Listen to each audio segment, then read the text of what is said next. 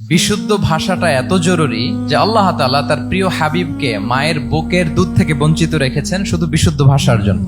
একজন মানুষ সর্বপ্রথম কোন জিনিসের প্রেমে পড়ে জানেন? কথার প্রেমে পড়ে। কথার ধরন, কণ্ঠস্বর, তার অ্যাটিটিউড, তার শব্দের জাদু, এটা মানুষের হৃদয়কে জয় করে ফেলে। তো রাসূল সাল্লাল্লাহু আলাইহি ওয়াসাল্লামের এই এলোকোয়েন্স ছিল। তিনি বলতেন আল্লাহ তাআলা আমাকে সর্বমর্ম বাচন ভঙ্গির অধিকারী করেছেন। মানে উনি যেটা বলতেন এটা ছিল very precise in wording but comprehensive in meaning. এটার যে দোতনা, এটার যে appeal to the heart of the people, to the heart of the listener, এটা অসাধারণ। মানুষের হৃদয়কে জয় করে ফেলতো। আল্লাহু আকবার। তিনি এমন ভাবে কথা বলতেন, কথার মাঝখানে মাঝখানে পজ দিতেন, মানে একটু থামতেন যাতে করে শ্রোতারা বুঝতে পারে। এত চমৎকার করে ওনার প্রেজেন্টেশন ছিল, বক্তব্য মালাগুলো ছিল, ফলে যারা শুনতেছে ইজিলি মুখস্থ করে ফেলতে পারত। রাসূল সাল্লাল্লাহু আলাইহি ওয়াসাল্লামের সবচাইতে বড় ভাষণটি ছিল বিদায় হজের ভাষণ, খুব সম্ভবত। ওই ভাষণের টেক্সট গুলোকে যদি একসাথে করা হয়, আমার মনে হয় 10 মিনিটের বেশি লাগবে না ওই টেক্সট গুলো পড়তে। তার মানে সবচাইতে বড় যে ভাষণ ওনার, ওটা কত ছিল? 10 থেকে 12 মিনিটের ভাষণ ছিল। আমরা তো ঘন্টার পর ঘন্টা বক্তব্য করি, তারপরেও তো আমরা মানুষের মনকে খুশি করতে পারি না। উনি সেই যে 1400 বছর আগে